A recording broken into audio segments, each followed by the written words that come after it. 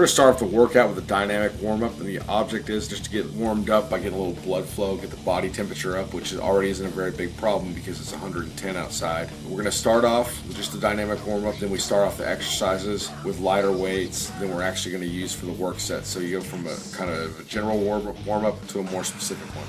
Today's workout is going to consist of incline cable pullovers, band resisted dumbbell incline press, T-bar bench press with chain resistance, weighted dips with a forward lean, band resisted dumbbell flies, cable uppercut flies, negative overload Smith machine bench presses, and finally resisted push-ups supersetted with cable pec deck. Starting the day off with pullovers. These help stretch Bryant's shoulders a lot, and he felt they really helped warm him up for pressing. So we're starting the day off with this. He's getting all the way back. Good stretch in this case, meaning he's touching the stack, but he's lifting to the weight stack at the bottom. And this is not a movement where you want to use a ton of weight. High repetitions, stretch back in a controlled manner, and squeeze at the top for optimal chest development.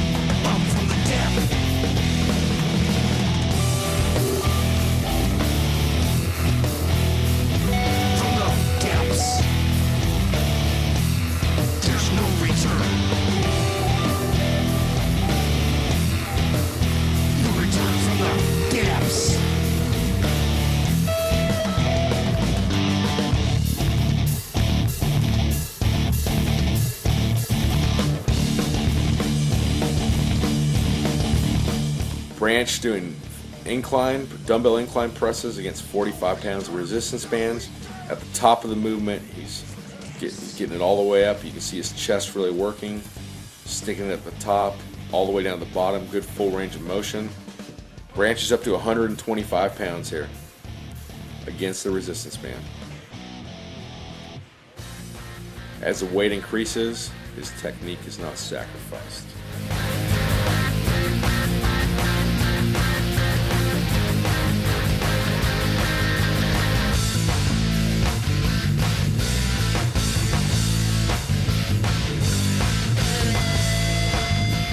Here, Branch is going 150-pound dumbbells against resistance bands. 150-pound dumbbells without bands is impressive, let alone with resistance bands. Here we're going optimal leverage drop sets. A traditional drop set, you do as many reps as you can at a certain weight. Say you're bench pressing 315 pounds, you do as many reps as you can. Then your spotter will pull a plate off each side, then you do as many reps as you can at 225. The reason you do that is you're trying to maintain intensity. So what 225 will feel like was 315 because you're totally fatigued. A different way to do that is that you can increase or increase optimal leverage, meaning we're at the steepest position on an incline. We're going to lower it 15 degrees per drop. So instead of giving Branch lighter dumbbells, we're improving his leverage by about 15 degrees each set, because it's not as hard to do a heavy weight on an incline. You know, if the closer it is to, say, a flat bench press for most people. So he goes from the steepest position, drops it by 15 degrees, does as many reps as he can, and we drop it another 15 degrees, do as many reps as he can. So intensity is maintained by optimizing leverage, not decreasing weight. So this is a more intense way of doing drop sets than a traditional drop set.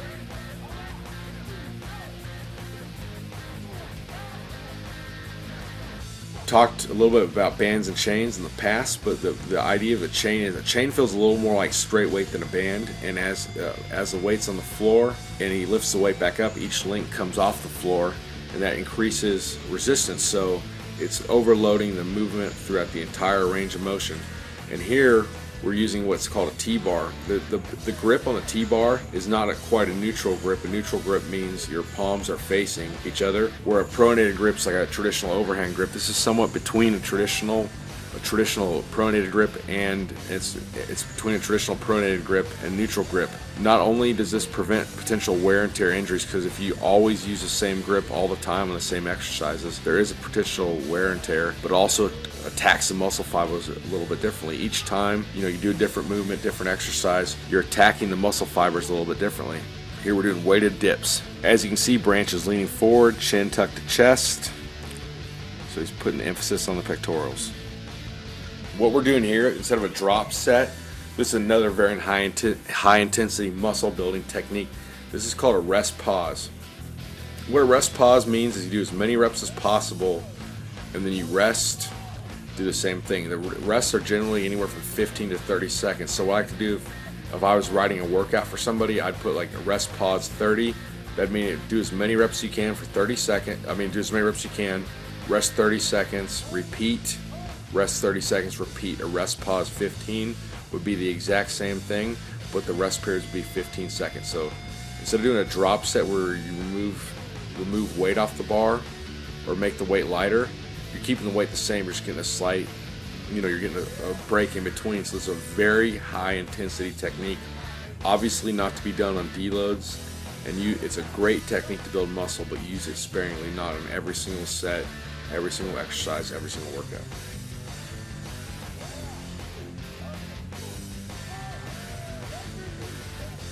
Band resisted flies. The idea here is you don't want to ever straighten your arm out.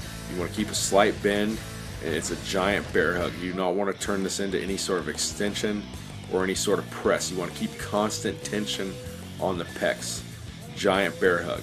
At the bottom of the movement, where the shoulder and the pec are the most vulnerable, the weight is lightest because the bands aren't resisting much, if at all, or just a little bit.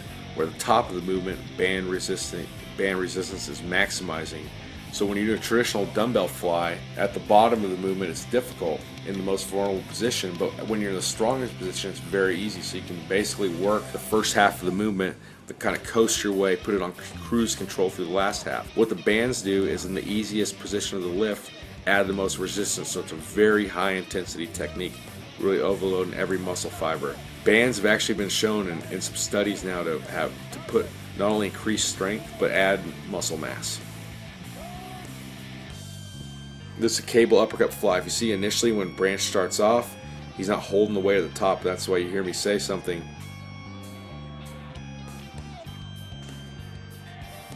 Because these are to be done in peak contraction style. You want to get that squeeze at the top.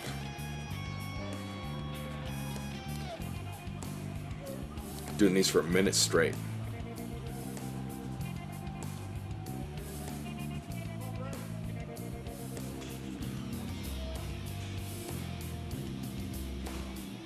Lactic acid peeks its ugly head, and he must fight through it.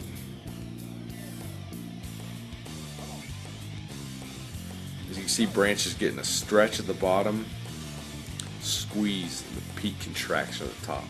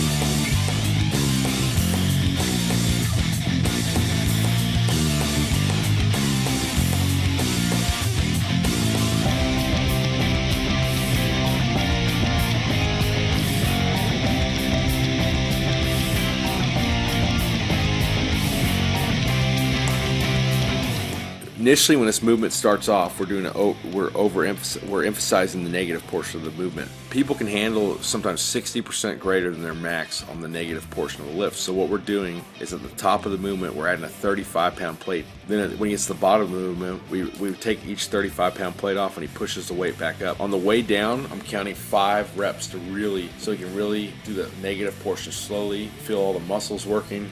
Then he pushes the weight back up forcefully. So we're going to do that as long as he can. When he can no longer keep up with the pace, when I count to 5 on the negative portion of the lift, he's going to do as many reps as he can explosively without the additional 35-pound plate on the bar. This is a huge overload.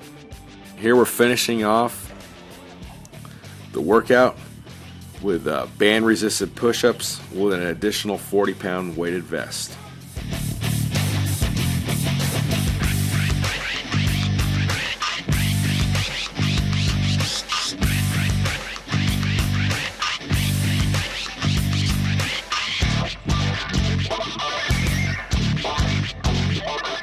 Seated cable flies. Branch is doing these great. Getting a good stretch and holding at the top of the movement.